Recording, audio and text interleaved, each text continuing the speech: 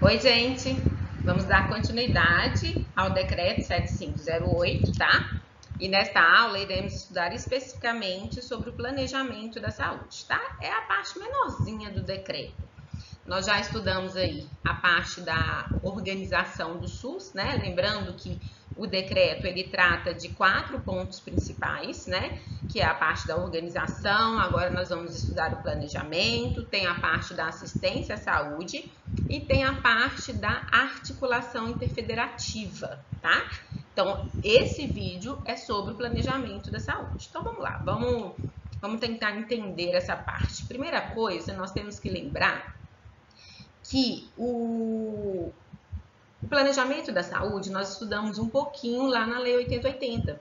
Lembrando que nós já vimos lá, muita coisa nós vimos na Lei 8080. Então aqui, gente, é mais uma, como eu falei no primeiro vídeo, é um detalhamento como que deve ser o planejamento e lembrando que o decreto, ele criou um novo instrumento que é o mapa da saúde, tá? E é isso que tem de novo em relação aí o planejamento. Porque olha só, o que está escrito aí na legislação?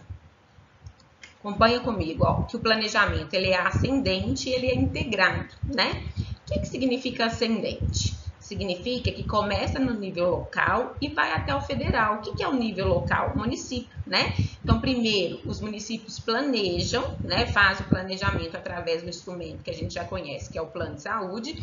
Então, através do plano de saúde, o município vai fazer, o município especificamente o gestor, né? Ele vai colocar lá o que ele vai fazer no período que ele tiver no mandato dele, ou seja, é um período de 4 anos, né? O plano de saúde é para um período de 4 anos. E aí fala que esse planejamento ele é integrado. O que é ele integrado? Integrado no sentido de, primeiro, o município faz o planejamento dele, depois que o município faz o planejamento dele, ou seja, depois que o município faz o plano de saúde dele, e depois que manda para o Conselho de Saúde, o Conselho de Saúde aprovou, pega esse planejamento e manda para o Estado. Então, o Estado aprova, manda para o Estado vai realizar o planejamento dele de acordo com as necessidades dos municípios. E assim, depois que o Estado fizer o planejamento dele, vai passar por aprovação do Conselho Estadual de Saúde e vai mandar esse plano para quem? O governo federal. Então, o governo federal vai fazer o planejamento de acordo com as necessidades dos estados. Por isso que fala que é ascendente e integrado. O planejamento que é ascendente e integrado, ele é baseado nas necessidades das políticas de saúde, tá? E é claro que todo o planejamento vai depender da disponibilidade de recursos. Entendido? E aí tem uma parte importante que normalmente cai em prova, e quando cai em prova é um Ctrl+C e Ctrl+V, e a maioria dos alunos, eles erram. Mas por que erra? Presta atenção. Olha o que fala em relação ao planejamento, que o planejamento da saúde ele é obrigatório para os entes públicos e será indutor de políticas para iniciativa privada. O que significa ser obrigatório para os entes públicos? Significa que o município, os estados, o governo federal tem que fazer o planejamento dele. Por quê? Porque é através do planejamento que ele vai receber recurso para fazer aquilo que ele falou que ia fazer. Não é assim? Ele só recebe recurso, toda a esfera de governo, né? Tanto os municípios como os estados e o Distrito Federal, só recebe recurso depois que faz o plano, porque o que ele recebe é para aquilo que ele falou que vai fazer, beleza? E por que aqui fala que é indutor de política para iniciativa privada? Porque lembra quando nós estudamos o mapa da saúde? Que eu falei que o mapa é a descrição geográfica de RH e de ações e serviços de saúde que existe no SUS e na iniciativa privada? Por que no mapa da saúde tem serviço da iniciativa privada? Porque a gente sabe que o mapa da saúde é um instrumento que o gestor vai utilizar para facilitar o planejamento dele. Então, quando os gestores estão fazendo o seu planejamento, se ele pega um mapa da saúde e eles estão lá planejando, negociando. Se eu não tenho no meu município, para onde eu vou encaminhar, né? De preferência que seja na mesma região. E aí nenhum desses municípios da região tem, o que eles têm que fazer? Não pode deixar o usuário sem atendimento, né? Assim? Então, eles vão contratar ou vão fazer convênio com a iniciativa privada. E aí, se eles têm esse mapa em mãos, olha o tanto que vai facilitar para eles. Eles vão olhar e falar assim, aqui tem o serviço da iniciativa privada. Então, aqui a gente pode contratar ou fazer convênio. Entende por que o mapa ele foi instituído pelo decreto e por que facilita a vida dos gestores? Por isso que fala que é indutor de política para iniciativa privada. Por quê? Porque quando a iniciativa privada, se ela pegar um mapa da saúde também, ela vai saber onde está faltando serviço de saúde público. Então, assim, aí ela pode ir lá e colocar um serviço privado para que o SUS faça contrato ou convênio com eles, por exemplo. Tá bom? Agora, olha essa aqui, ó. Essa aqui também nós já vimos lá no finalzinho da Lei 8080. Vamos ver se vocês vão lembrar. O Conselho Nacional de Saúde estabelecerá as diretrizes a serem observadas na elaboração dos planos de saúde, de acordo com características epidemiológicas e da organização de serviços nos entes federativos e nas regiões de saúde. Por que está gravado aí de vermelho, né, em destaque, o Conselho Nacional de Saúde? Para que vocês não confundam na hora da prova. Por quê? Aí está falando que o Conselho Nacional ele vai estabelecer as diretrizes a serem observadas na elaboração dos planos. O que é uma diretriz? É o caminho a ser seguido por todas as esferas de governo. É como se fosse uma padronização, É como deve ser elaborado o plano de saúde. Entende? Por exemplo, o Conselho Nacional pode fazer uma padronização assim. Na primeira parte do plano, os gestores têm que colocar quais são as necessidades da população em relação à atenção básica. Na segunda parte, em relação à média complexidade. E na terceira parte, em relação à alta complexidade. Tá vendo que o padrão é o mesmo, mas o conteúdo, é claro que cada esfera de governo vai colocar o seu conteúdo, né? Ou seja, vai colocar o que precisa de acordo com a necessidade da população. Tá? E por que eu friso isso? Porque quem estabelece as diretrizes para a elaboração do plano é o Conselho Nacional de Saúde. Mas quem elabora o plano, o conteúdo que tem que ter lá dentro, é os gestores. Entende? Cuidado para não confundir isso. Aí no artigo 16 fala assim, no planejamento deve ser considerado os serviços e as ações de saúde da iniciativa privada de forma complementar ou não ao SUS, os quais deve, né, fazer parte aí dos mapas da saúde regional, estadual e nacional. Ou seja, aqui deixou claro, e você cuidado para não confundir, que a iniciativa privada ela faz parte do planejamento. Tá vendo que está escrito aí no artigo 16 que é a iniciativa privada? Não está falando de iniciativa privada que trabalha do SUS de forma complementar, não. Tá? Cuidado com isso. Por quê? Porque nós já aprendemos, né, o que nós aprendemos até agora? Que quando a disponibilidade do SUS é insuficiente para atender a demanda da população, o que ele faz? Contrato ou convênio com a iniciativa privada.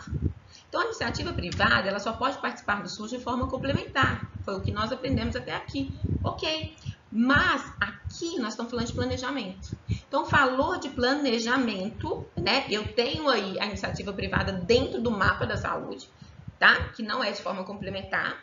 E tenho também, quando fala aí, ó, o planejamento deve ser considerado os serviços e as ações de saúde da iniciativa privada. Tá? Então, falei de planejamento, eu posso ter a iniciativa privada sem ser aquela de forma complementar. Deu para entender? Então, tá. Aí, o artigo 17 fala, o mapa da saúde será utilizado na identificação das necessidades de saúde e orientará o planejamento integrado dos entes federativos, contribuindo para o estabelecimento de metas de saúde. Isso aqui é só para confirmar o que eu falei, que o mapa, o que é? É a descrição geográfica de RH, de ações de serviço de saúde que existe no SUS e na iniciativa privada. Né? E para que isso? Né? Então, o mapa é um instrumento novo que foi criado pelo decreto 7508 para ajudar a identificar as necessidades de saúde ali da população. Ok? Não só ajudar a identificar, mas vai orientar também o planejamento integrado, ou seja, se não tem um tipo de serviço em algum município que faz parte de uma região, para onde que pode ser encaminhado. Aí é só olhar no mapa, né, que facilita a vida dos gestores para saber onde que tem esse tipo de serviço que está faltando. Artigo 18. O planejamento da saúde em âmbito estadual deve ser realizado de maneira regionalizada a partir das necessidades dos municípios, considerando o estabelecimento de metas de saúde. O que está falando aqui, gente? Planejamento em âmbito estadual. Que para o Estado fazer o planejamento dele, quem precisa fazer primeiro? Já que o planejamento ele é ascendente integrado. O município. Por isso que fala deve ser realizado de maneira regionalizada, mas para o Estado fazer o planejamento dele, o município tem que ter feito. Por isso que fala a partir das necessidades dos municípios. Tranquilo? O artigo 19. Compete à comissão intergestora bipartite, de que trata o inciso 2 do artigo 30, que aí a gente ainda vai ver, tá? Esse inciso 2 do artigo 30 vai falar da articulação interfederativa, ou seja, quando fala de CIB, a gente sabe que a CIB é de âmbito que estadual, né? E que será coordenado aí pela Secretaria Estadual de Saúde. Então, cabe à CIB pactuar, lembra que eu falei que sempre antes ou depois dessa palavra pactuar, sempre vai aparecer comissões intergestores, seja ela bipartite, tripartite ou regional. Então, compete à comissão intergestora bipartite, de que trata o inciso 2 do artigo 30, pactuar as etapas do processo do planejamento municipal em consonância com os planos de saúde estadual e nacional, tá? Ou seja, o que é pactuar as etapas do processo? Que isso vai ser organizado na CIB, ou seja, planejamento tem data. Por que tem data? O município tem data para fazer o planejamento dele e para integrar. Para entregar, não. Para entregar. Por quê, gente? Porque a gente sabe que o Estado só vai poder fazer o plano de saúde dele depois que os municípios tiverem feito o planejamento. Por isso que a CIB, ela que pactua as etapas do processo. Tá? Prazos, por exemplo, para poder entregar aí os planos de saúde. Cuidado na hora da prova, porque aqui eles podem trocar. Ó. Ao invés de colocar a CIB aqui, ó, eles falaram que quem faz isso é a CIT. E a gente sabe que não, porque CIT é de âmbito nacional. Né? E já que a gente está falando de CIB, CIB é de âmbito do quê? Estadual. E agora eu vou fazer umas questões para vocês entenderem como que isso pode cair em prova. Em relação ao processo de planejamento da saúde, analise as afirmativas abaixo e, em seguida, marque a alternativa correta. O planejamento da saúde em âmbito estadual deve ser realizado de maneira regionalizada, com base nas necessidades dos municípios, considerando o estabelecimento de metas de saúde. Verdadeiro, copiado e colado, né? No planejamento da saúde, não devem ser considerados os serviços e as ações prestados pela iniciativa privada de forma complementar ou não ao SUS. Tá falso. Porque fala que no planejamento não devem. E a gente sabe que no planejamento deve ser considerado o serviço e as ações prestadas pela iniciativa privada. Tanto que a gente tem um mapa da saúde, que foi um instrumento novo criado pelo gestor, e nesse instrumento descreve, né, é uma descrição geográfica de quê? De RH e das ações de serviço de saúde que existe no SUS e na iniciativa privada. O mapa da saúde será utilizado na identificação das necessidades de saúde e orientará o planejamento integrado dos entes federativos, contribuindo para o estabelecimento de metas de saúde. Verdadeiro. E, gente, mudou aqui? Não tem como eu voltar, porque eu estou gravando aqui pelo PowerPoint, tá? Mas a resposta é o quê? 1 e 2 estão corretas. Tá bom? Depois no vídeo de vocês conseguem voltar. Então, 1 e 2 não, desculpa. A resposta que está correta é a 1 e a 3. Combinado? Então, vamos fazer mais uma questão. Considerando as disposições legais do planejamento da saúde, assinale a alternativa correta. O processo de planejamento da saúde será descendente e integrado, do nível federal até o nível local. A gente sabe que aqui está falso. Por que está falso? Porque está falando que será descendente. E a gente sabe que o planejamento é o quê? Ascendente. A comissão intergestora bipartite estabelecerá as diretrizes a serem observadas na elaboração dos planos de saúde. Olha aqui, gente, a pegadinha. É a CIB que vai estabelecer as diretrizes? É o Conselho Nacional de Saúde. Então, aqui está falso.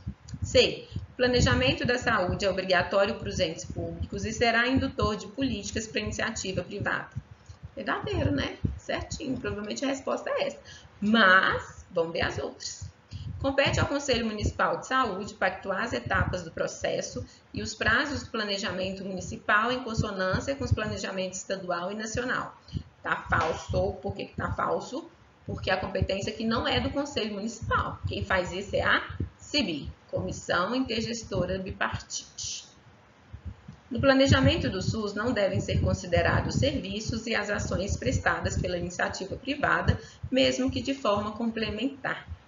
Que já tá errado, né? A gente sabe que deve, né? Que a iniciativa privada, ela deve fazer parte aí do planejamento da saúde.